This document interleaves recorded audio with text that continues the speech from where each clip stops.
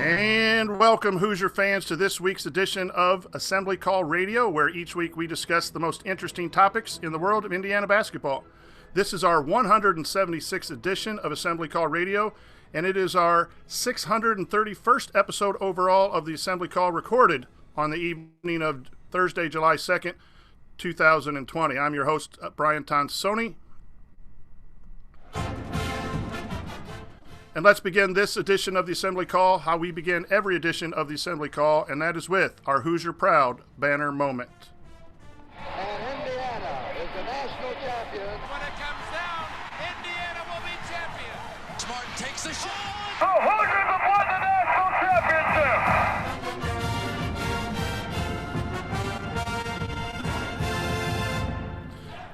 This week's banner moment occurred on Wednesday when Scott Dolson began his career as athletic director at Indiana University.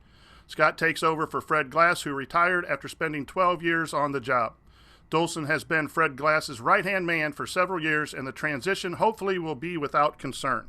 Fred Glass helped stabilize the Hoosier Athletic Department. He oversaw many facility projects that have moved IU up to speed in college athletics: the north and south end zones of Memorial Stadium, Cook Hall, Bart Kaufman Field, Andy Moore Field, and Wilkerson Hall, as well as the renovations of Simon Scott Assembly Hall. He also stressed the importance of the student athlete by creating the Student Athlete Bill of Rights. Glass hired a few coaches, all in attempts to move programs forward, and he created the motto 24 sports, one team. However, no administrator goes without criticism, and criticism on a variety of issues. Issues like those coaching changes, the flagpole, and fireworks. Regardless, Fred Glass made decisions based on what he believed was best for Indiana University, and that is a banner moment. Fred Glass has left his role as athletic director, but Indiana University will forever be impacted by his work. He left Indiana athletics in better shape than when he began, so thanks, Fred. Job well done. Now up, Scott Dolson. Nothing like getting started in the middle of a pandemic. May your days, Scott, be full of joy leading Hoosier athletics despite the tough road ahead in the upcoming year. Let's go, Hoosiers. Okay, now let me introduce my esteemed co-host for this week's show. To my left, He'll have fun. Fun.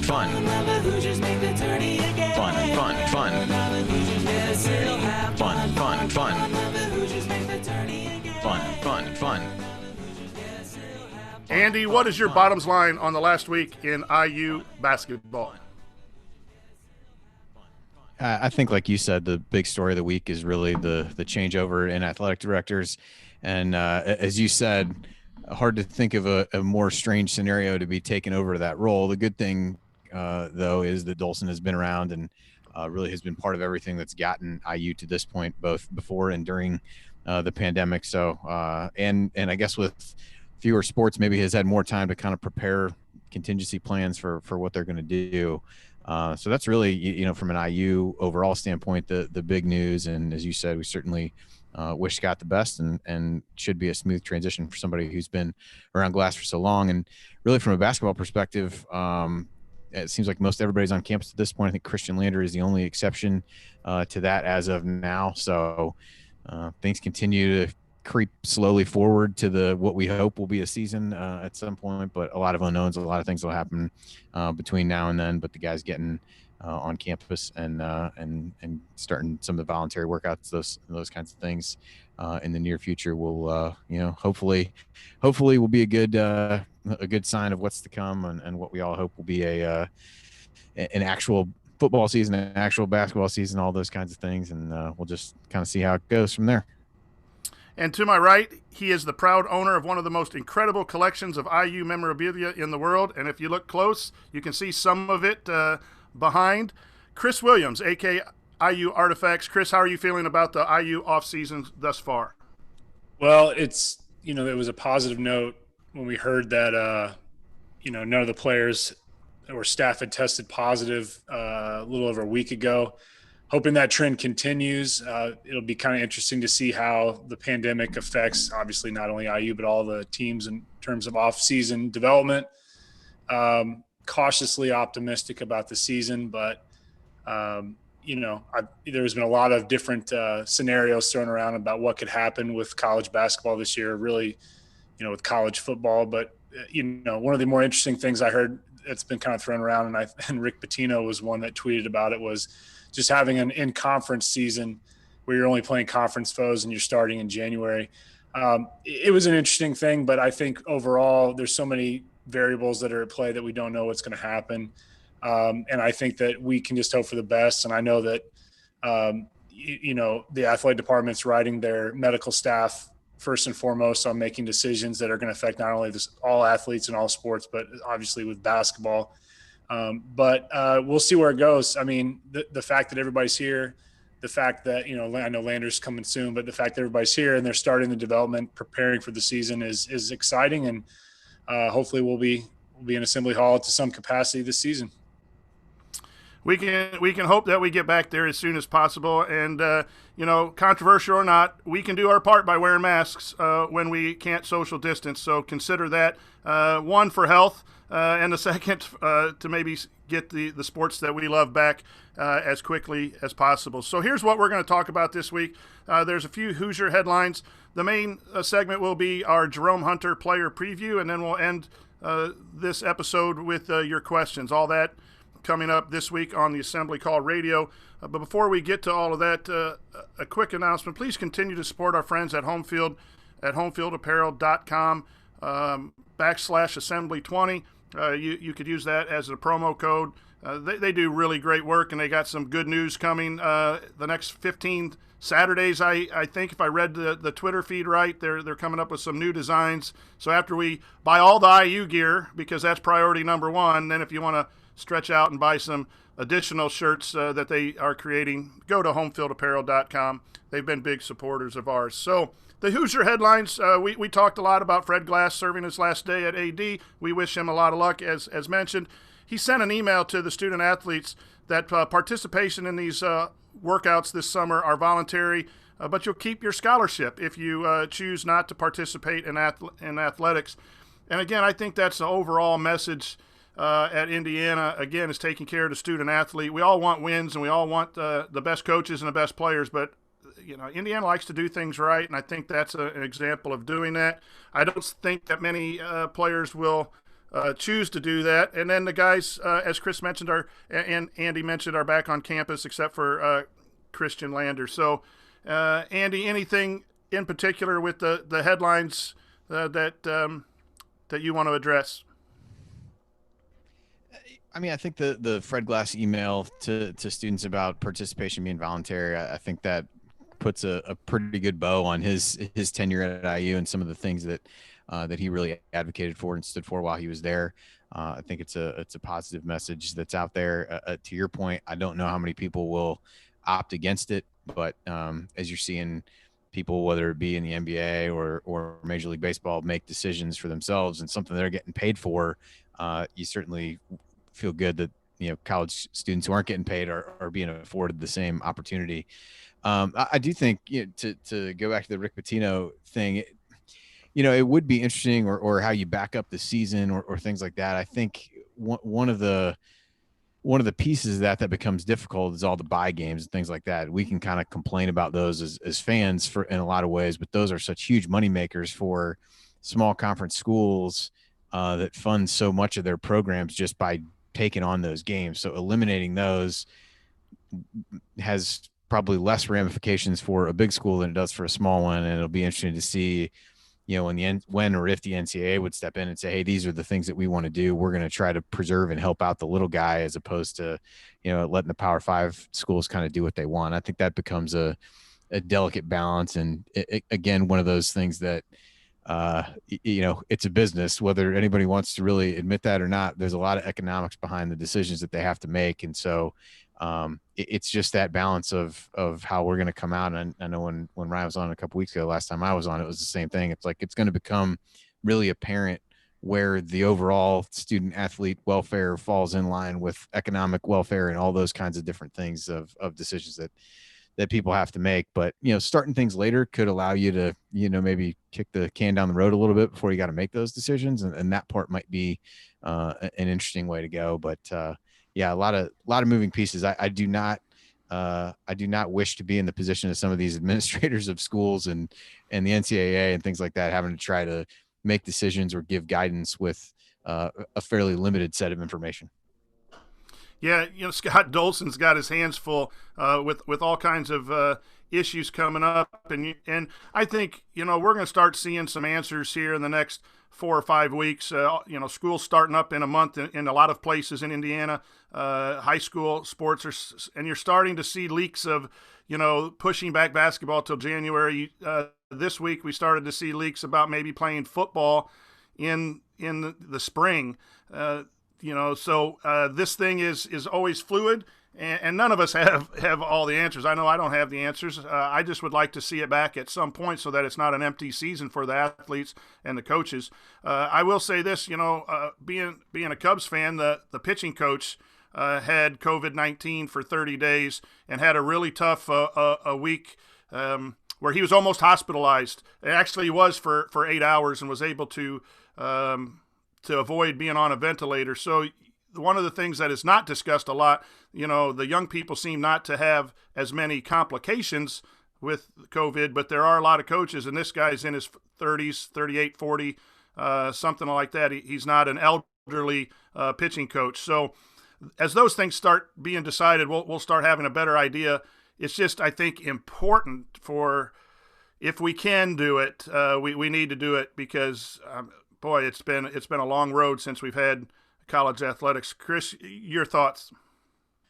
Yeah, I mean, there's so much we're just not really prepared for, and I think that no matter what actions are going to be taken, regardless of what the level is. I mean, you see what's happening in Michigan with high school athletics, where they're pushing everything to the spring and they're going to try to double up things.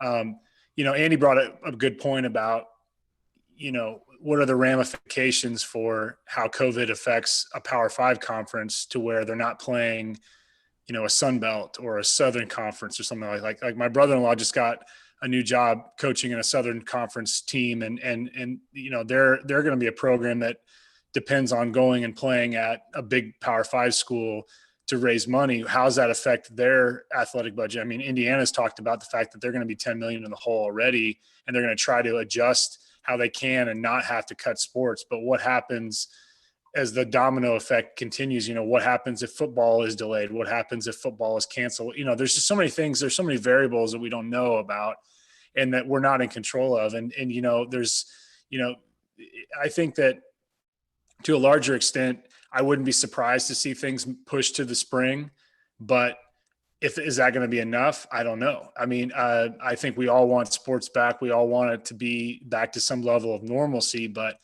I think we have to go beyond what and we talked already about the masks and thinking beyond your own scope and thinking about others in those certain situations. I just think that to me, there's so many things uncertain. Would a conference season be enough? Would that even be possible still under the circumstances? I mean, geographically with the Big Ten, it's not as a tight-knit travel area as it used to be, obviously with the teams on the East Coast. There's just so many things in play. And I think that hopefully we get some answers in the next couple of weeks. I think it's really going to be indicative to see how many programs are going to be dealt with tremendously high positive rates. I think that's going to have a big effect. And we've seen some programs that have had some, but that I think is just, it could be just the very beginning, and we could be in for a long haul, but we don't know. I think, we have to accept, obviously, that there will be some people contracting COVID. I think the issue is we don't want teams to have that big breakout, because if you're in the middle of a season and you have a big breakout, then what happens to the game that weekend? And then the other thing that's not talked about a lot is, yes, I think young people will not have as many complications but they will have some recovery issues. So it's not just the standard 10-day quarantine, 14, and you're back to being a high-level college athlete. That depending on the severity of it, there could be some time to get back in shape. But the two things, and I'll say this first. My son said this. Could you imagine IU football at noon, getting in the parking lot at 7, tailgating, IU football at noon, IU baseball at 4, and then IU basketball at 8? Or 9 o'clock in the evening? That would be a trifecta. So while this is crazy and it's driving us sports fans, I appreciate my son Brent for being optimistic, because that would be the ultimate tailgate triple header. And again, as if it comes back, I'd rather have it when scheduled, starting up here in September. But if not, I'd at least like to have it all in the spring and just have an incredible spring if we're all healthy and back to a lot more normal times. And then, Andy, my thought was this: if it is the Rick Pitino plan and you start in January and only have conference, what's that do for us bracketologists? You know, an 11-9 Big Ten team might be good enough, but compared to someone else, that's going to be an interesting dilemma to select teams for a tournament if you do go conference only. Yeah, that would be really tricky, because you wouldn't have a great way to measure. You know, we've talked last year the Big Ten performed really well out of conference, and it kind of was the rising tide that lifted all boats and helped everybody. Now you don't have that. Some of those numbers that you get into the net and some of those kinds of things that really are in some ways established by how you play in the non-conference before you start beating up on your own. That would definitely make it challenging, as if it wasn't challenging enough already. But we'll see what happens if it comes to that. I think there's, I just don't know. You could scale back some of the non-conference potentially.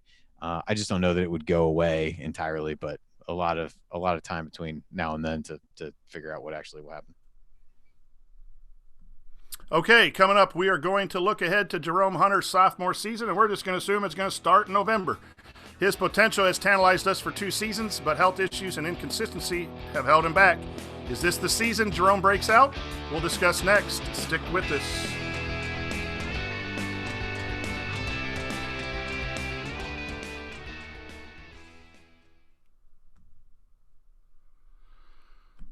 Okay, 17:12. I think I started the recording about 10 seconds early, so we got a ballpark figure there. All right. Good job. We can I'll put a note in the run sheet when we go to Jay's question. Probably a good time to intro Chris's video series. Although I thought that was quite the shot across Jared's bow to wear the oval shirt in the first one. I just I gotta rep our friends at home field as much as but it's one of my favorite shirts, actually. It's yep, I'm wearing it again. Hello, chat mob. Hope everyone's doing all right.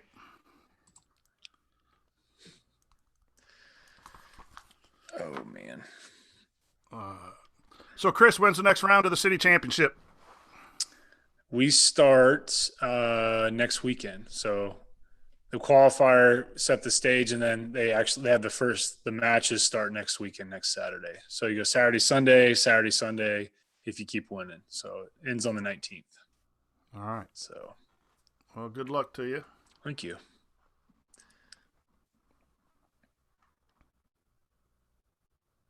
Joel doesn't like my oval. That's all right. Uh-oh. I've grown to appreciate it more now. I did not like it back when I was in high school and college. I despised it.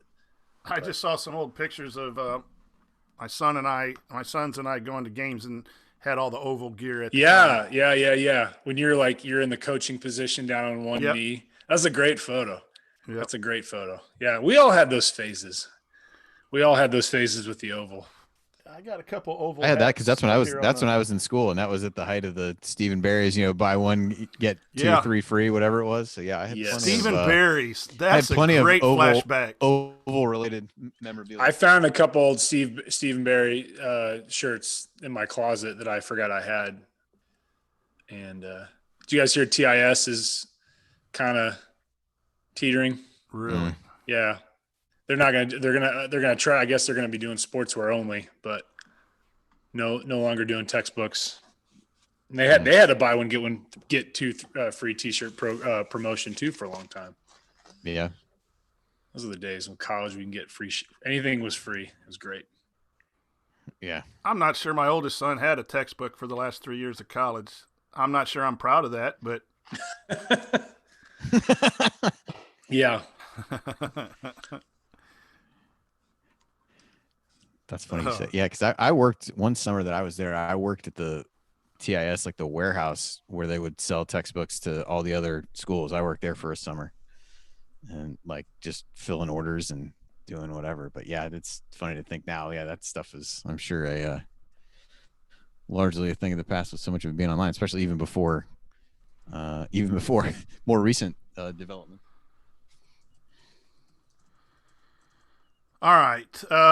Anyone have anything particular you want to start out with? Or I'm just going to ask you guys basically what you think Jerome has done well and where he's going to go. And if you guys want to throw in any of those stats, I'll let you guys throw any of those stats. I'm not going to read through that. Yeah, that's fine. I had a few minutes. I was sitting I think we need to talk about some of those. I was sitting on a meeting and I was like, all right, well, I'll make good use of this time by jotting down a few notes about it. So, because I think I figured some of it was good. Some of its sample size is pretty small, but I think. Well, that's the thing. But like when his spot up game is ready, his on the move, coming off screens, post game at the rim is not ready. That's what I gathered from the stats. So we just need to make sure that we talk about that, those stats really show that.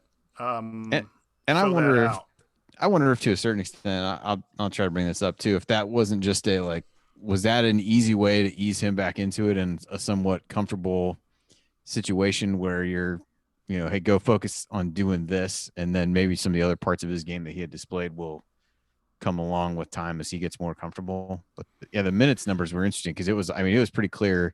I think we all knew to a certain extent that there was a count on that, but there was a pretty strict cutoff between 15, 18, 20 minutes. And you didn't get over 20 minutes. It was the only times that happened were really like over a 4-game span. He did it 3 times. And that was it. So, was 19 his high on minutes? Was it 19 minutes when he Ohio State?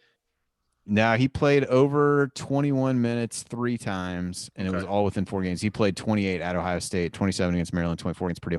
There was a bunch kind of clustered around that, like 18, 19, 20, 21 minute area for a stretch. So 0 starts, which is, but we kind of, we know that starting lineups really don't mean anything to Archie, really, except on senior day. So, all righty. Sounds good. We ready to roll? Yep. Let's do it. All right. Here we go.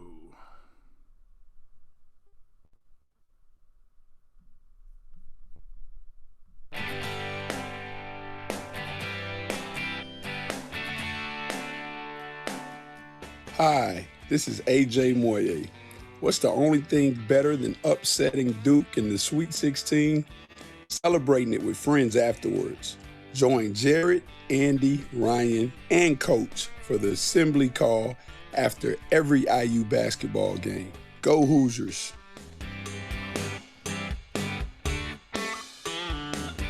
Welcome back to the Assembly Call. You can find all of our content at our website, assemblycall.com.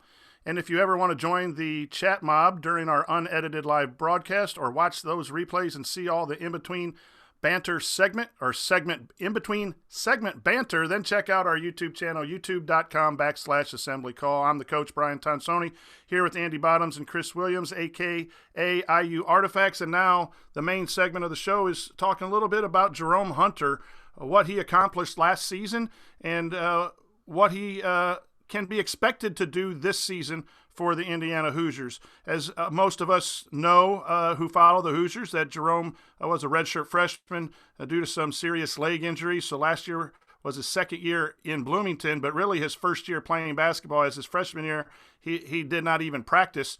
And I think in some of the discussion that we'll have, you'll see his performance last year kind of shows that he was rusty in some of the areas of the game coming back after a year off. But Jerome Hunter is thought to be a very talented player and a big part of Indiana's success. And Andy, we'll start with you. Assess Jerome Hunter as far as what you thought he was able to accomplish in his freshman year. Yeah, I think the hard part with him is that it's, even when he was 7 to sit out his freshman year, he was highly thought of, the second highest rated recruit in that class, I believe. And so you kind of built up in your head what he was going to be. And I think last year what you saw was a guy who, looked like a guy who hadn't played competitive basketball for a full year. And I think he showed moments at times of what he could do. And it was a good building block, good start for him. And now you spring forward, he was able to gradually play some more minutes over the course of the season. And so now you just have to wonder what the next step is. It looked like in going through the minutes log that it was clear they were trying not to play him much over 20 minutes.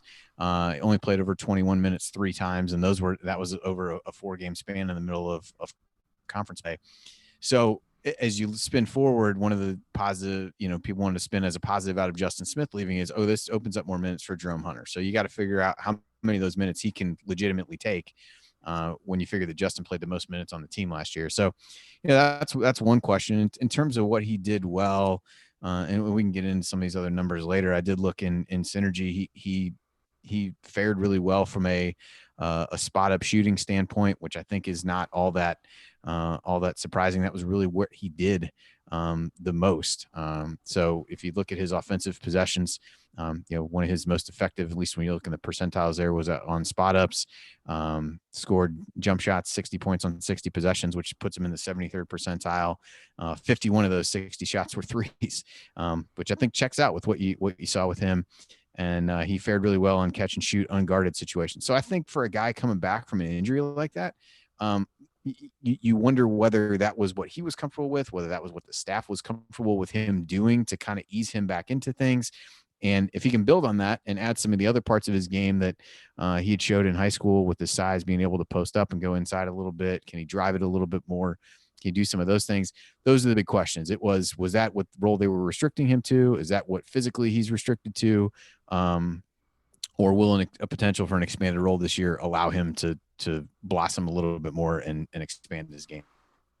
It's interesting whether that was the role designed for him or whether that's just he felt comfortable. But a lot of times when you take a year off, when you come back, you're going to spend a lot of time just spot up shooting.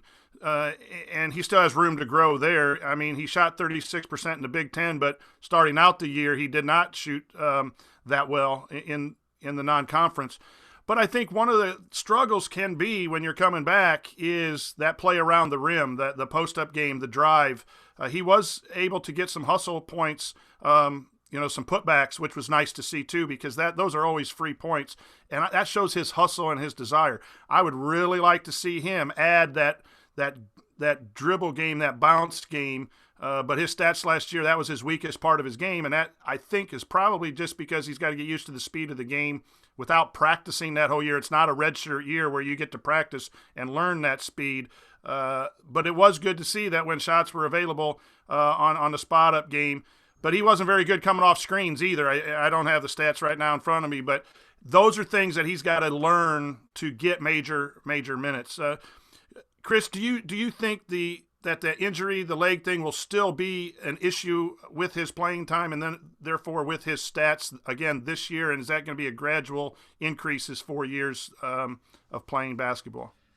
I could realistically see this being an issue for him for a long time. And I don't think that Archie or the staff want to just throw him in the mix because of the opportunity. Obviously, there's a huge opportunity with Justin not being here, as you've said, to where Jerome could be the breakout year.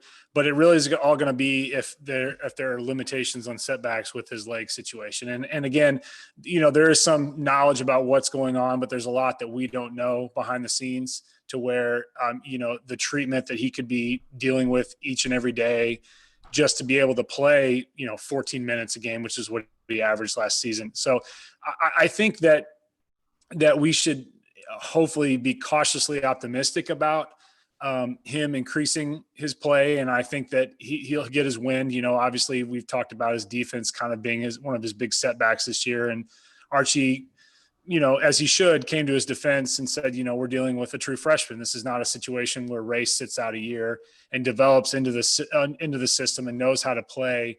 And, this is someone who largely was on the sideline and could do very little. So I think that we're just beginning to see the start of what could be a very blossoming career, but we have to take that with a grain of salt to where we can't be shocked if he's only playing 20 minutes a game and he's not starting consistently. And he's going to have his up and down games. He's going to have those situations where he very well may go again, 10 straight games without hitting a three and then come in like he did against Penn State and then in the Illinois game and hit a clutch shot where he needs to, especially a three, which was extremely, welcoming from, as a fan. That was great to see. And I think that was part of the Jerome Hunter we were anticipating and what we were hearing about. But I'll go into it cautious because, you hear things about he's progressing, but this is not going to be a night and day scenario where you could push him to the brink like Trace and play him 39 minutes a game. I just don't see that happening, but I want to be proven wrong.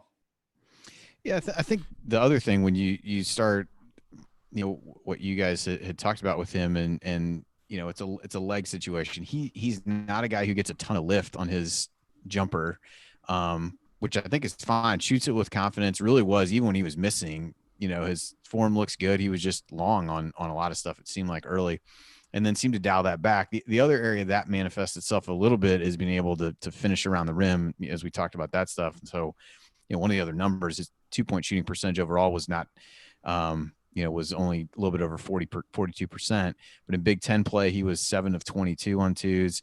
And then the way that Ken Pom does it against tier A competition, he was 5 of 15. Tier A and B, he was 8 out of 20. So it struggled to finish inside. Some of that is just being able to get, I think, the lift that he may have been accustomed to. And I think that's why this season becomes important, because you start to see like how much is the jump. I think as you guys both said, you'll see progression in some way from a health perspective as he gets more used to dealing with his situation and things like that. But if it's a small incremental jump, then you're probably going to get small incremental jumps from there. If you get a bigger jump, and he starts to look more like the guy that he was in high school and doing some of those things, then I think you get really excited about it. But even if he really dials it in, continues to improve his 3-point shot, he can be valuable on the team as a floor spacer. It just is a matter of everybody who's projecting great things for the team with Justin Smith gone and all those kinds of things is counting a lot on Jerome Hunter taking a big jump from where he was last year as to maybe just a incremental jump as he gets healthier and gets closer to what he was. So that's really a big question mark that none of us are in any position to answer, but it'll go a long way toward deciding, kind of how the season swings for IU one way or the other. Andy, you mentioned confidence. We saw that last year. He wasn't very hesitant to shoot, and he would shoot as soon as he came in. And in the clip that we saw on social media, I like to see the clips of the guys playing. It was, in the church, and you don't know what the competition was or how intense the play was, but he did look like he was playing smooth and fluid and looking for shots. And that has to translate to the college practice floor and the college game when you're being scouted, and that's a whole different thing than just summer pickup. But at least he was being able to take shots and some spin moves. He struggled in the stats that you shared in our run sheet. He struggled both offensively and defensively on the move. Now he did have some good stats coming off the pick and roll, I believe, if I saw those stats right. But getting to the rim and the post, those are things that he can get some more points and help this team score more by just making that average from those that were weak. He also struggled guarding the bounce. And that is something that he's got to find that speed. That's a freshman thing, and that's also a freshman thing with a guy who is trying to figure out his body after taking a year off. And, we all want Jerome Hunter to be the Jerome Hunter that we believe he can be immediately. That had to be a mental thing as well, coming back with as serious as injury as it was, of taking hits and being able to move laterally. So he's got to be able to move better with the basketball. He's going to have to be better to move his feet defensively, especially guarding threes that can really attack the rim in order to get more minutes. I think that's the desire for me for Jerome Hunter. But when you have a guy with an attitude, a scorer's mentality, and I think Jerome has a scorer's mentality, and hopefully in a one within the scope of the offense, not a heat check one like we've seen from some players that have donned the uniform recently. But he's, you miss all the shots you don't take. So he has to come in and be aggressive. But I do think we need to be cautious, as Chris said, with what does that mean? He got 14 minutes in the Big Ten, 13 something overall. I do see that pushing 20. And if he's healthy and if he's playing well, that could go above 20. But we also have some depth. And one thing I want to ask you guys about is rhythm. One of the things that I think is really hard to understand is when players get 8 to 14 minutes, it's hard to get into a rhythm to have effective field goal percentage. We all want the subs to shoot 45% from 3, and we want them to shoot 50 from 2, but they're coming into the game, and there are different scenarios, and so you don't get into the flow as much. And, I think 20 minutes or above gets a player into the flow. You're playing 10 minutes a half at least, so if he's healthy and can play that, I think you'll see those stats go up simply from getting into a rhythm on game night. Chris, your thoughts about his minutes and rhythm and his improvement? Yeah, I think if he is someone who is starting, and I think that if his health is where he wants it to be and where the coaching staff expects it to be, hypothetically, I think you see him starting realistically at the 3, but I think the starting position, if you start him at the 3, I think that allows, he didn't start any games this year. That was part of the thing, as you mentioned, he didn't start any games at all. I mean, he appeared in, I think almost every game, but 31. Yeah, 31. So, and I think that was kind of by design. And we know that Archie doesn't really mess with starting lineups at all. He's made that very clear, regardless of how many games in a row Race plays really well. He doesn't start. But I think if Jerome is given the green light to start, that could give him the ability to get into a rhythm right away. But, I don't know. I think we saw him in scenarios where he came in and he wasn't being productive and Archie benched him. And then he came in and he would hit a clutch shot when it was needed, and he stayed in the game to the brink of where he could play physically.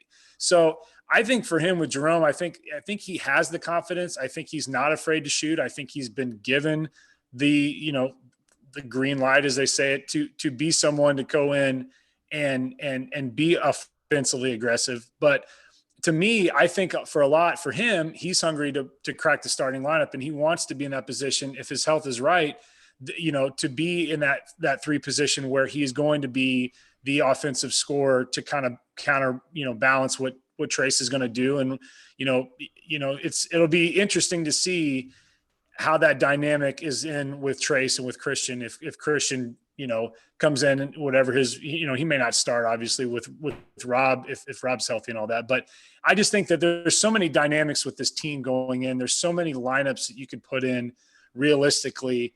I want to see Jerome on the floor as much as possible in that, because I think he brings so much to it athletically, and I think that he's going to his steps going to get quicker on defense, but I think that confidence is going to be there. But I think, he needs to be in that position where if he's given the green light to be the starter, he's got to embrace that and take it full on. Andy, do you foresee a scenario where he's not a starter? And if he is not a starter, can he still have the 20 minutes and major impact on the Indiana basketball program? Or do you think he's going to, unless something happens, automatically be in that starting lineup? Yeah, it's tough to say. I mean, it depends a little bit, some of the other lineup combination conversations that have been had over the course of the offseason. You would think that he would. I think the scenario that maybe that doesn't happen is if Lander really comes in and looks the part, which, may not happen early in the season, but as you get further along, do you roll with a 3-guard situation with Lander and Rob and Al, and bring Jerome in? There was some talk of using something like that and then playing Jerome at the 4. So I think that the challenge for him becomes, you mentioned the rhythm component. It was interesting. I was looking back while you were talking about that. I mean, 3 of his 5 highest scoring games were the ones that he played the most minutes in, where he was able to get into a little bit of rhythm. And they were good scoring games against the, decent competition. 12 points against Maryland, 10 points against Purdue, 9 points against Ohio State. Those were games that he played a lot, was able to potentially get into a little bit of a rhythm, helped on the boards in each of those games. And so there's probably some truth to that. I think it's just as a matter of, if you start him, how many minutes a game do you get out of him? I would be hesitant to say he's going to be able to jump up and even give you 30 minutes a game. That may feel like a stretch, but I think if he shoots it well and can move a little bit better, than he did last year, I think there's every reason to put him in the starting lineup. He gives you offense. He gives you floor spacing if he's knocking down threes. There's a lot of good things that he brings to the table on a team that at times has been offensively challenged. And I think that's why he was looked at so much, even the year that he was out, is like, this is a guy who could, put the ball in the basket as a high school player. And you wanted to see some of that. And it was something the team needed. And the other thing I remembered as we were talking about him is he was a guy that Archie really talked about as rarely having been around somebody who loved basketball as much as Jerome did. And you think about, having that essentially taken away from him for a year and some of that pressure he's putting on himself to come back and trying to make up for lost time. I think we joked about that in some of those early games, and he scored a decent number of points in some of the early non-conference games, because it was just like, I'm back out here. I'm going to get some shots up. I'm going to, and those games were good for him in that scenario, just to get his legs under him and do some things like that. So yeah, I do think there's some truth to, how much was he trying to make up for lost time versus, this year, can he settle into an actual role that's going to be more consistent? And I think he almost has to, if this team's going to be able to, perform in the way that we all hope that they will. I'm with Chris. I want to see him on the floor as much as he possibly can be. I think he is a key component with his ability, but he's going to have to be able to guard, because when he went in and didn't guard, Archie doesn't have too much patience for that, and that's when his minutes got a little bit lower, and I think he'll figure that out, and I think he can be a good defender. My question is, can he be used at the 4? Can he defend the 4 in situations where you want to go real small? But I can foresee a situation where Jerome is heavily necessary for Indiana to be successful and yet still come off the bench. If you do go a 3-guard lineup with Rob and Lander, and then you have Durham as a senior who you want to honor as a starter, the other thing that you can do is monitor his minutes.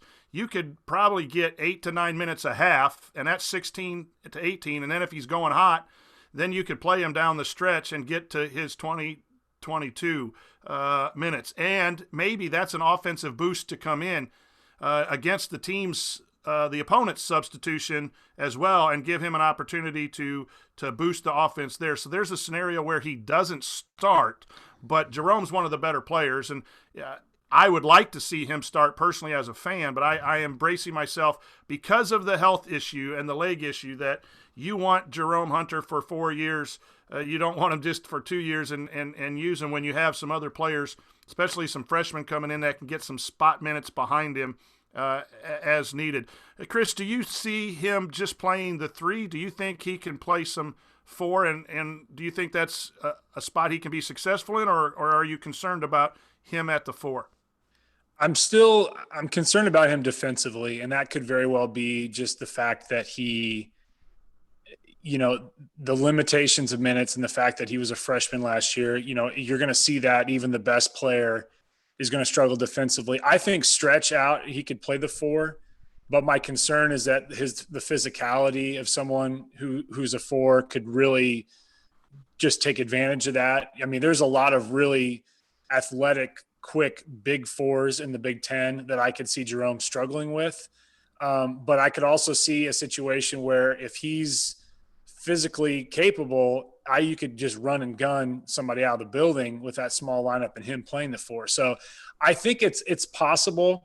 I'd like to see him kind of mold into that 3 more, but I wouldn't be surprised if Archie gets a little creative with the lineups to see that 4 position being a possibility, and maybe Trey sliding over to the 5. I don't know. Or, whatever the case may be, the big question mark for me is defense. And I think that if you go against the wrong matchup in the wrong situation, your opponent's going to they're going to take advantage of that, and that could be the big difference in the ball game. Yeah, I think that the defensive part of that is interesting. On the one hand, I think if you take the non-numbers approach to it, I would have some of the same concerns as you. Does he struggle to keep guys off the glass? Some of the more explosive, athletically 4s in the league. The flip side of that is, if you look at what he really struggled with last year defensively, Coach brought this up before. He was really poor on pick and roll ball handlers. So if you're guarding a 4, are you going to get put in those situations where the 4 is the guy that ends up handling the ball coming off of a pick and roll? That's pretty unlikely. So maybe it helps minimize some of his deficiencies. What he did do well last year was, being able to get out on shooters. I think some of that has to do with his length. Some of that could be luck. Who really knows, but it might be able to mask a little bit of what he struggled with defensively if he's not getting back more of his lateral quickness and things like that. But I think I tend to fall a little bit more on, maybe you could experiment with that a few minutes a game. If it works, if the situation dictates, I think it is a possibility if you felt like you needed to steal a few minutes here and there.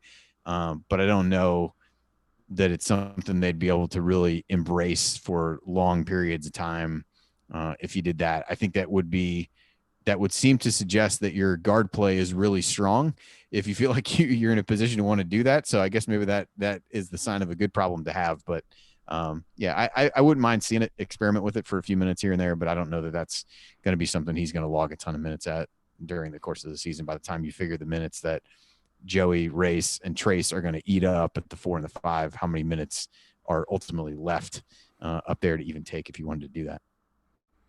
In the manner of our friend Jay Horry, to end this segment, just a over-under question here, a couple of them real quick. Over-under 20 minutes for Jerome. Chris? Over.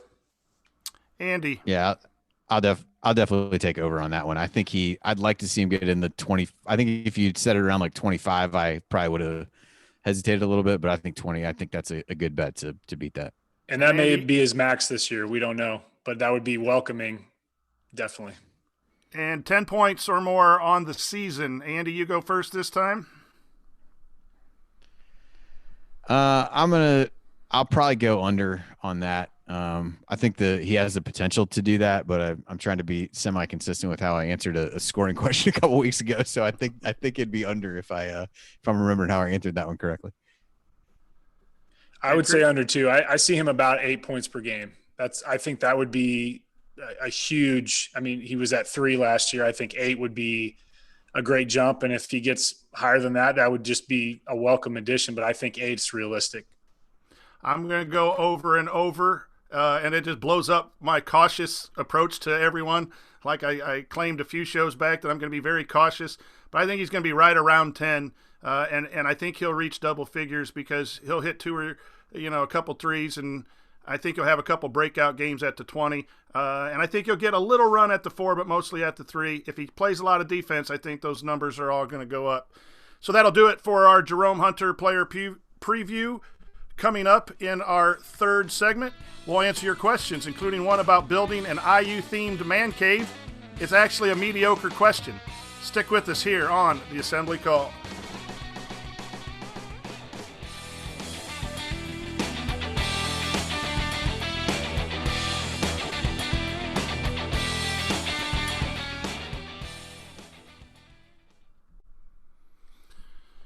$42-21. So we need to, I keep forgetting what he says on here. There's 35 seconds to keep, so that puts you almost at 43. So we got, seven-ish minutes? Yep, 7 minutes, a little over 7 minutes. Jay's question's stumping me. I don't know why. Which one? The mediocre one? Yeah, that's a hard one. Well, when you got 1,000 pieces in your new basement, well, how do you pick one? Yeah, but you gotta think in general terms. I don't know. I thought it was a good question, Jay. It's mediocre. At least we got to call it that to keep the. Oh yeah, that's his trademark. Yeah. No, I think Jerome's going to be better this year. But I think he's going to be 8 to 10. I'm hoping for 10.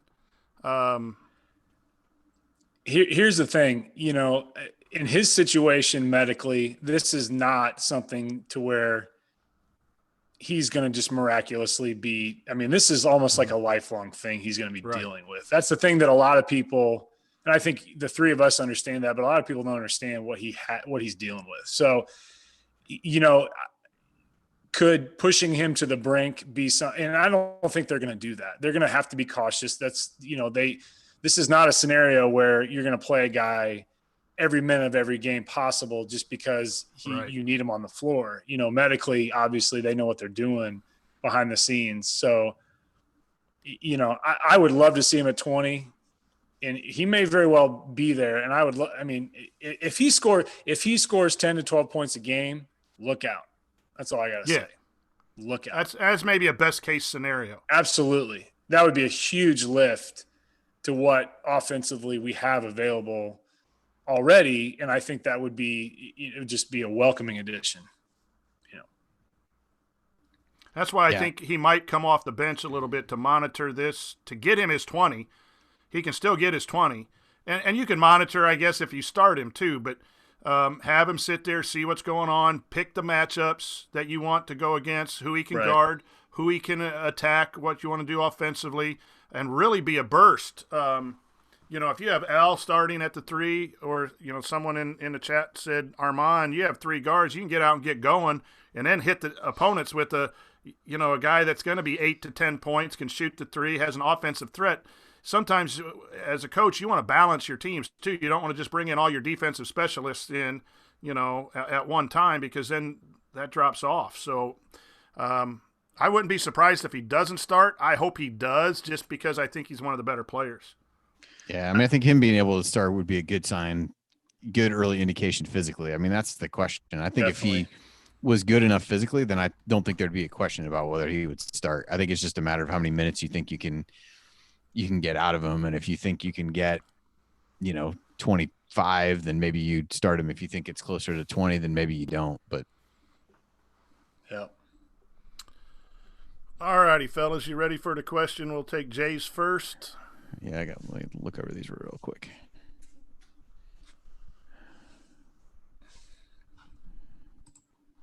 So we're going to start with the start with Jay's, and then we can do that. We're going to start with Jay's, and then we're going to go to that feature of Assembly Hall. Yeah, I like that one. That's a good question, and then we will go to Chad Schwartzkopf. That is a good question. I don't feel like I have a good answer for that. So, and if we have time, Sammy's question can be an afterwards question. Phil's question's really good, but it probably takes more than 7 minutes. He wants to know about the 2022 recruits. I have them all listed there. We could do that after. Yeah. I think the first 2 we'll get through, and maybe we'll get through Chad's real quick at the end. Yeah, I think if we can shoot through those, then that's pretty good. Yep. All righty. All right, let's do it. We'll get started here. Here we go.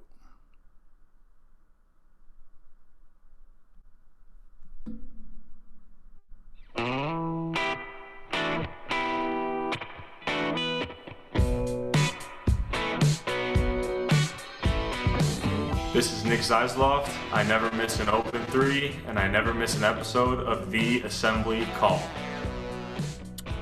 Welcome back to The Assembly Call. I'm the coach, Brian Tonsoni, here with Andy Bottoms and Chris Williams, a.k.a. IUArtifacts. Remember, you need to be subscribed to our email newsletter. We send out a weekly IU News Roundup even during the offseason, and after every game, we send out a detailed post-game analysis. Just text IU to 66866 or go to assemblycall.com. That's IU to 66866 or go to assemblycall.com. It's now time for our mailbag. All questions were submitted via our private IU basketball discussion community at assemblycall.com/community. And our first question is a mediocre one. It's not that good, but it's not that bad. It's Jay's mediocre question. JS, let's say you're building an IU-themed basement or bar. What IU memorabilia, lore, picture, etc. would be the centerpiece of your project? You only get to choose one piece, picture, etc., and we'll send it to the guru of artifacts, Chris Williams. I, for some reason, struggled with this. To me, it's going to have to be like a game-used jersey. Like if you could get a Calbert Chaney game-used jersey or a Scott May game-used jersey, I think that would be an obvious one. But I think one picture, I like the picture. I'm going to go the picture path. The best photo I've ever seen IU basketball is the 76 team. It's the black and white photo. They're all in their suits and their trench coats, and it looks like Quinn Buckner's holding a screwdriver about to kick somebody's ass.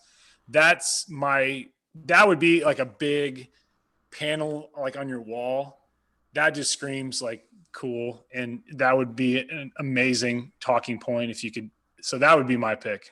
Probably Man, that picture. I can't believe you said that. I have that picture pulled up because that's what I was going to say. It's from 1975, walking through New York, December of 1975, where they were walking through there. Yeah, I think that would be a good one just from a badass perspective. I would be remiss if Jared were here. He would, without a doubt, say the Cheney needs one sign. So it's right up there. Yeah, we'll throw that one. We'll throw that one in there as well. But yeah, if it was something player related, it would be something with Calvert from me. I've tried to find that photo. It's an AP photo, and you have to order it through them, and they want like $150. And I said, fine, I will pay $150. And I've emailed them like 5 times, and they won't get back to me because I want to get a copy of that photo. Yeah. Yeah. Jared wants the actual, just said, been on record many times. He wants the actual sign. Yeah. I mean, I'm talking about the 76 one. Yeah, the 76 one. Yeah. Yeah. That would be crazy. Oh, that'd be a good time to point out. And then Coach, I'll let you jump in. Chris has started a new video series. So he had the first one up this week, kind of going through some of his pieces of memorabilia. So would encourage everybody to go to IUArtifacts on Twitter, and the link to the first one is up there. So looking forward to what other stuff will go. I think if you did it, not that you're doing it every day, but I think if you did it every day, I'm not sure how many years you'd go before you ran out, but just something to think about. 2 to 3 days a week is what I'm thinking, just so I don't kill myself. But yeah, it's going to be nice. It'll be exciting. I would do the Colin Hartman game-worn shorts that somehow appeared in my basement would be my centerpiece. No, I would do a game-worn jersey, maybe on a mannequin, like I know my buddy has down there in the basement. The other picture that I might do is the 87 championship with Alford and the guys with the fist raised after the championship. But you need a good picture, and you need several pieces of memorabilia. I can't wait to get down to IUArtifacts' basement. He built a new house, and you can see the background. He kind of gave me a tour a little bit ahead of time. It's just a fantastic place, and I appreciate what Chris does. So that's the mediocre question. Jay, from Twitter, just the letter J, known at Big Red Machine, Twitter handle. I hope we got that right. His question is, what is everyone's favorite niche feature of Assembly Hall? His was when the banners start to sway, when the noise is amped up at Assembly Hall. Guys, your thoughts on the favorite niche of Assembly Hall? Chris?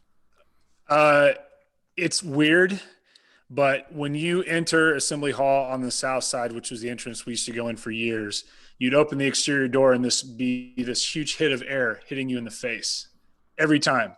That to me gave me chills from the very first game I was there, and it still gives me chills every single time. And I don't know it's just the way that the HVAC in the building works. And I don't know if it's still as potent now because they've redesigned stuff, but that to me is still the coolest thing. It's a very strange thing. It's not like the banners. It's not about the fact that you're sitting almost on top of the players. That to me is still the most interesting and kind of abnormally absurd thing about Assembly Hall, but I love it. And like I said, I look forward to it every single time I go in there.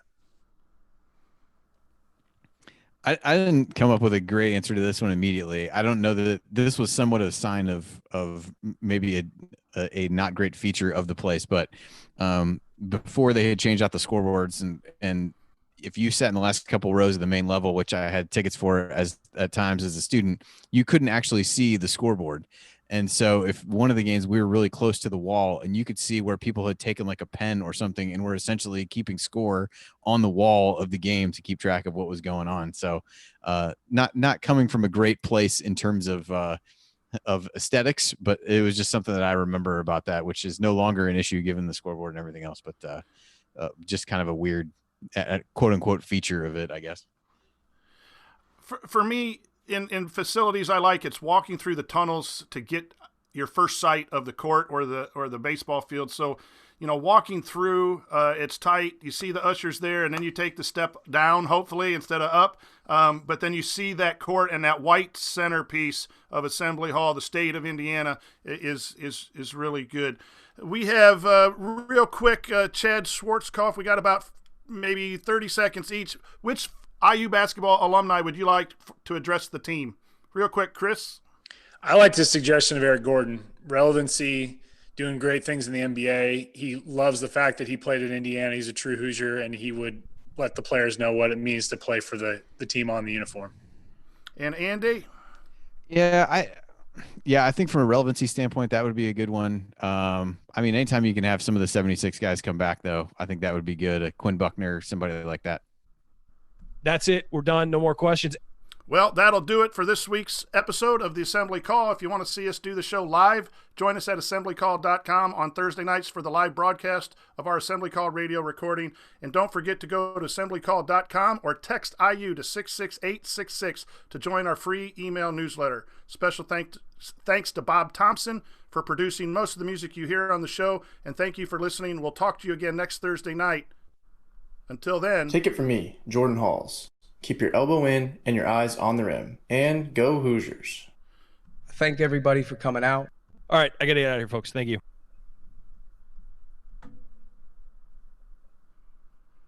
And that's a wrap. And just as it came to a close, there's people are shooting off fireworks here outside of my house, so must have been pleased with how things went. Joel's mentioning of Chuck Crabb is obviously a good one. You know, yes. When he says Ohio and Iowa, I mean, Sophomore. Maria, Ohio. Sophomore. Yeah. He's the man. I hope he does it for another 50 years. Yeah, the way he said, who was it when I was there? I think Luke Jimenez, the way he would say, Luke Jimenez. Or there was some way he said it that was unique. It was fun. Yeah. Sophomore. Yeah, that was just too good. So the other question that we had was about I'm not really up on all the recruits. I know that the current recruits, we have Kaufman, who is a big push for Indiana, and he's been interviewed on several of the media sites, and his recruitment is still looking pretty good for Indiana, not solid. He's getting some recruits from Virginia or some love from Virginia, North Carolina. Wesley from South Bend, the Miller kid, and Muhammad are the top four probably targets for IU in 2021. Today, Justice Williams, a 5-star 6'3" guard from Philadelphia, who will be playing at Mount Verde Prep in Florida, received an offer, and it looks like Archie's going for a lot of national type solid players. AJ Casey is a 5-star that has received an offer, and Sky Clark is a guard.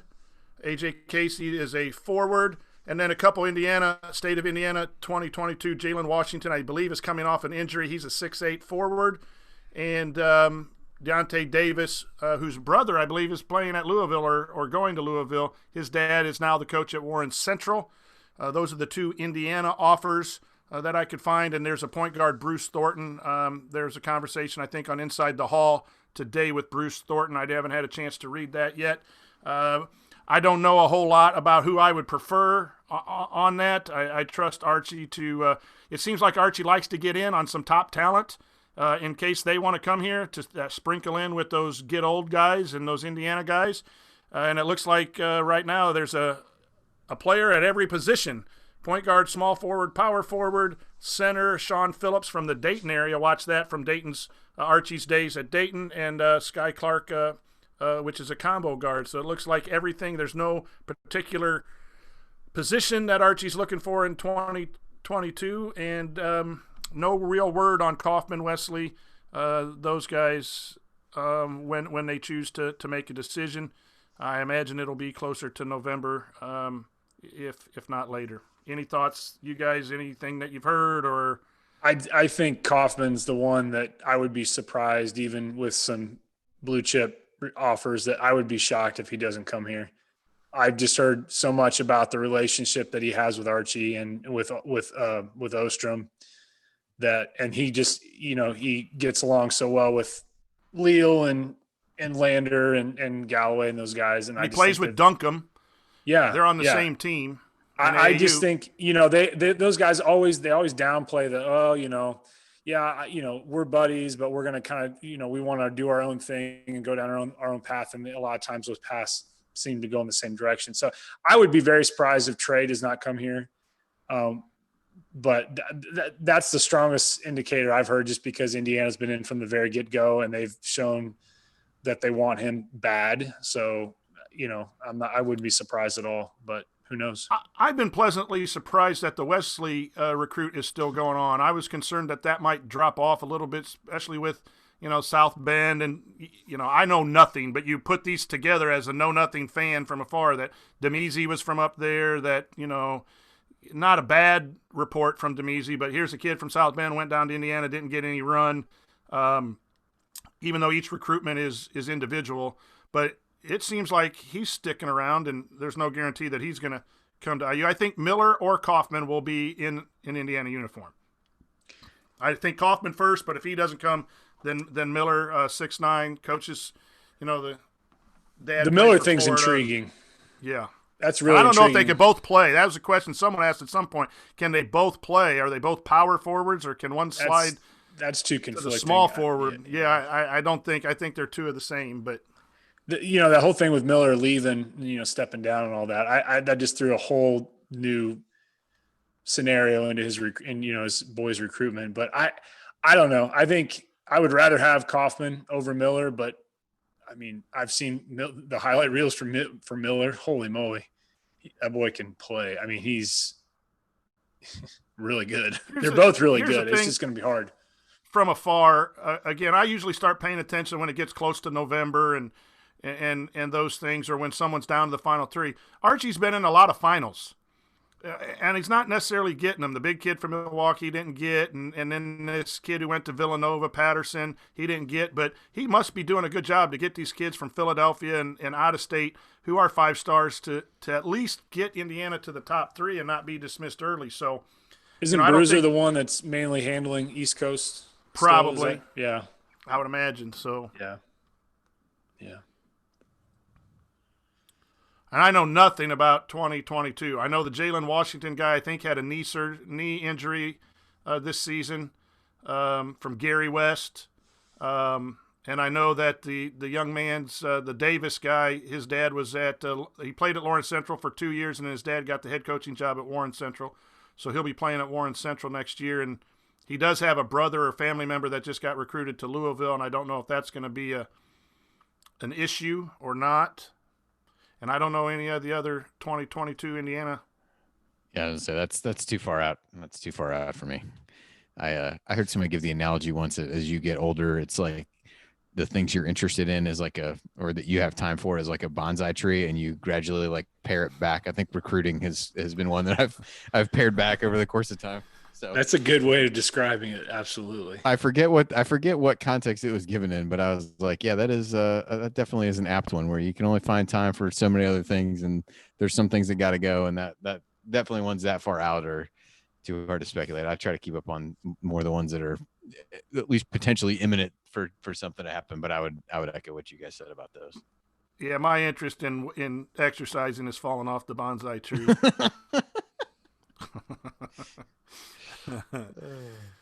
Oh no! Tyler Asher in the chat mob says CJ Gunn is a name to watch from Indiana. And for everyone listening, they are starting up. They have been playing the last couple of weeks. Coaches aren't allowed to go. They are doing some live streaming. I don't know if that's a free thing or a purchase thing, but if you are, unlike Andy and I, and want to really watch recruiting, you can tune into an AAU game on your computer. Exercising sounds a little more exciting to me than watching an AAU game, but that's just from a high school basketball coach.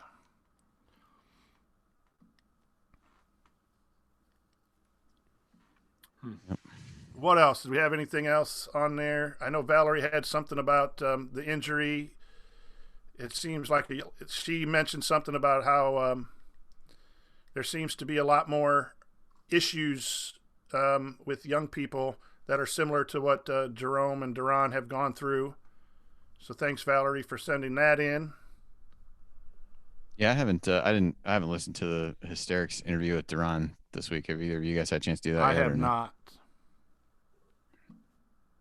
Yeah, I haven't either. But without traveling anywhere, my job is when I do go to work, it's 30 seconds from my house. I don't have any drive time. I guess I could listen because I'm not doing much in staying at home and not going out and doing things. You can listen for 3 hours now, but I haven't found. I listened to Coach Roberts one, of course. As you'd expect. As usual. Ball pressure, ball pressure, ball pressure. Man, I went back and I'm doing these Coaches Corners videos for our community every Tuesday, and I'm watching games on television. I can hear him on the broadcast yelling out stuff. I love it when him and Bruiser get into it. They're like arguing about something, and it's great. And it's just they're fiery. They're both fiery guys. They're all fiery. I mean, Ostrom seems to be the most level-headed of the group. You know, that you got to know the coaching dynamics too, because I think I get told to shut up at least twice a game from my head coach.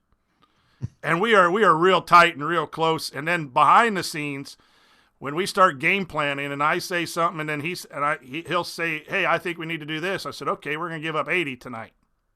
Or we're going to give up 80 this week." "Well, what do you want to do?" You know, and then some of the other young coaches that are in there are watching us too go back and forth, and they're not sure what to think, but it's just if the dynamics are strong, you'll see that a lot.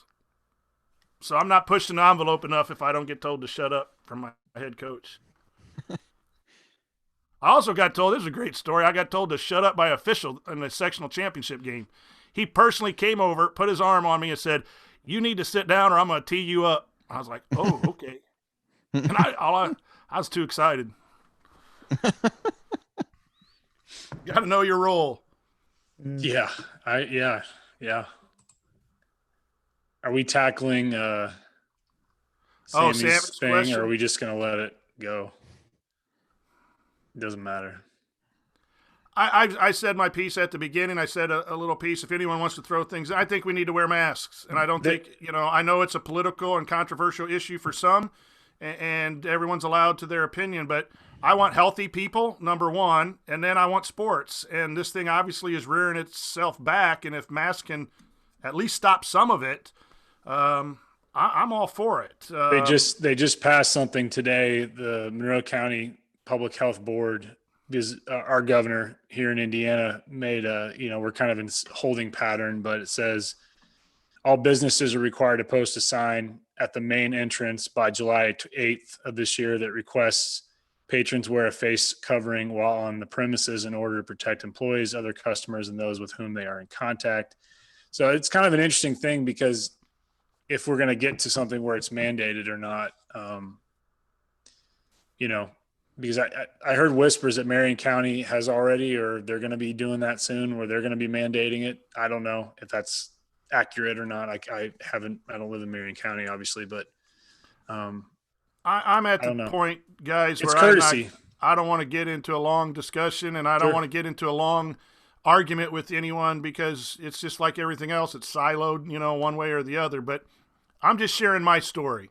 Sure. I wear a mask so that I can coach. And when I go back to coach 6:30 on June 8th, for the first time seeing my guys since March 12th, I'm required by Western to wear a mask. And it'll be difficult to coach in a mask, but I'd rather coach those guys in a mask than sit in my basement and not coach. I wear a mask for my students, and not necessarily my students, but I think they'll be okay, but their parents and their grandparents as they go home for the weekends. I do not want to be a spreader of this disease if I happen to get it, and I wear a mask for my mom. And then all behind that, I wear a mask for us to be able to see sports again, which is just a huge part of my life. I know that's a lot less than health, but I don't wear it for myself, and I don't wear it because I'm scared, and I don't wear it because I'm fearful of it. In fact, I think I had COVID. And so I just don't have an antibody test or anything else like that. I think I had 18 days of no taste and smell. I'm pretty sure I had it, but I might be able to get it again, or asymptomatic. I care about others, and if anyone wants to call me soft, I'll give out my phone number, and you can call me soft for wearing a mask. But I care about my kids, I care about my players, I care about the health of society, and I care about sports, and I'll wear a mask all day. I won't wear a Purdue mask, but I'll wear it's any a courtesy. Mask. It's a courtesy, and I'm in the same position, because I want to be, as a teacher, I want to be back in the classroom. I want to be with my kids. Yeah, all these board pediatrics have said that kids need to be in the classroom because socially and emotionally they're in a rut, and that rut's just going to make it harder for them developmentally. I mean, I have two kids that are in elementary school. One's going to be a kindergartner, And I'll tell you what, bless that kindergarten teacher who has to try to keep the masks on kids all day. But you know what? It's just something you have to roll with. And I think too often we're not just considerate of other people. We're too, and this is my opinion. I think sometimes we get too stuck on our own agenda and we don't think about others. My grandmother's 93. She's in a nursing home and I want to be able to see her. Yep. Obviously the nursing homes have been battered in the state and across the country. And we just had five deaths in the last couple of weeks in this county. I just don't, I have not gone anywhere without wearing a mask because I don't see what's the big deal about it. I don't see why it's such a big deal to just wear a mask. I don't. But by the way, I'll let Andy answer, but we did get Sure. a question from Sammy Jacobs. Why is it difficult and about the mask? That's why we're addressing it here. Go ahead, Right. Andy. Yeah, I mean, I fall along the same lines as you guys. I mean, for the handful of things that I'm going out and doing here, like it's not an inconvenience to me to do it. So why not do it? I mean, we can get into arguments about, oh, it doesn't help, but to me, it's not making it worse. So if it, there's all those things going around. Like if the worst case scenario is that it doesn't do anything other than inconvenience you for a few minutes, then so what? And we went on vacation last week, so we drove down to North Carolina, and we would, every time we would, stop at a rest stop, we'd put our masks on and go in, and you saw different people doing different things, and picked up food a couple times where we were in North Carolina. We didn't ever go sit and eat anywhere. Picked up our groceries online, did whatever, tried to just do as much as we could, to just needed a change of scenery.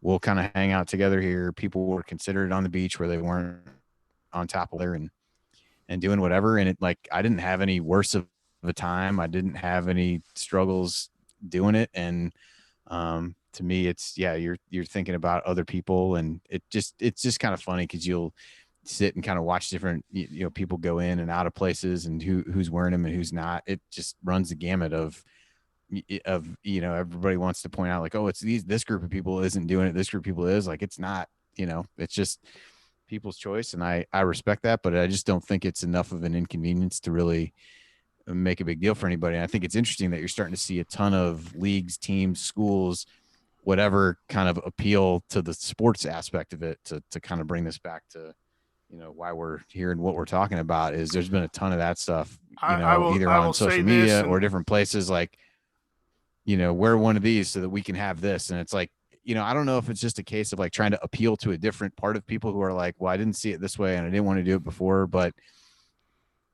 for people saying, hey, if this helps me get an NFL season, like that might be enough. Like that might seem crazy to us that that's what it takes to do it. But I will applaud, people can piece together probably where I sit politically by following me on Twitter and everything, but I will applaud our governor here and also your governor, Andy. I think that they've tried to do the right things at a slow pace, despite probably both of them being Republican governors getting a lot of pressure to do different. I just been really impressed with those two guys and what they're doing. And Holcomb really took a big risk in slowing down the advance here from July 4th in our state. And then the signs that he is holding up that I wear a mask for, again, maybe we could argue whether it's too late or not, but again, it's not political to me. It's just about others. I was raised that way by my mom and my dad, and I'm proud to care about others. I will wear a mask every day I'm at school and every day I practice, and I think I look better, actually. So, the coaching thing is interesting because if people don't want to listen to politicians, they can maybe listen to coaches, because I think we all want sports. We all need that level of normalcy back. We're all sick of watching the same reruns of, SEC basketball from the 80s, which was god awful anyway. So it's just, we don't want to watch that stuff. So it is to me, in my opinion, it's sad that we have to debate it. I respect people's disagreements on it, but if you want to get back to it, and if you're not going to listen to a politician, listen to your beloved coach, listen to your football coach that you want to see on the sideline in the fall to some capacity, and be in the stands to some capacity, because, I'm going to stop there. All right, where do we go from there? Who are we talking about next week? We have Armand done. We have Jerome done. Do we know who we're talking about next? Chat Mob, who you want to talk about next week? Coach Roberts. I guess I'm trying to think who else is left. Pressure. There you go. Pressure. I could. Oh, he's great. Have we done Trace yet? We haven't done. Have we done Trace yet, or do we Trace largely is do changing it numbers? Did you guys know that? Yep. By class, maybe? I don't. I'm trying to think of what we've done. Trace might be. Maybe it would be up next. We do need to get Jay. He's changing because of Lander, Jay right? to pop on here and talk about cooking. He was planning on cooking a lot of brisket and stuff this weekend. Made me hungry. I can't make it down to his house on Friday. Galen got everybody going with the sale at Kroger. He's good about that, and he's got I think it's a black. Jay will know what it's called. It's like a black stone or something. It's like if you go to an old diner, it's like the grill that I saw it at his house the other day. It's amazing. Galen's got all the great gadgets that's why he's such a good. He smokes meats great. I'm envious. I mean, Galen goes to Kroger, tweets out the sale, and then I see Jay goes to Kroger. Who else went to Kroger? Zach Osterman went to Kroger. Probably sold out by 2:30. All the brisket. I don't know how to do that, and I'd be worried I'd spend that money and then ruin it. It's all about patience and timing. I commend. Jay says they got all the meats. Yeah, and that's they cleared out Kroger. I love Galen. He chronicles all the meats. You have to have so much patience, and you have to have so much diligence to monitor meat. I think one time last fall, Galen was up at like 3:00 in the morning monitoring the temperature of something, and I was like, "That's dedication right there." It's just,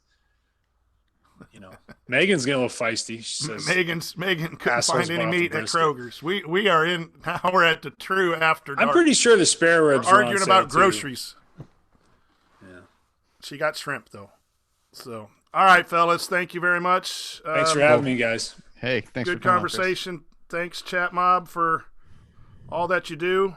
Appreciate you guys tuning in on July now, isn't it? July Thursday night. We'll be back next week. Be safe, everybody. Be safe. Mask up for whoever is important to you and sports. We appreciate everyone. Cool. Thanks, everybody.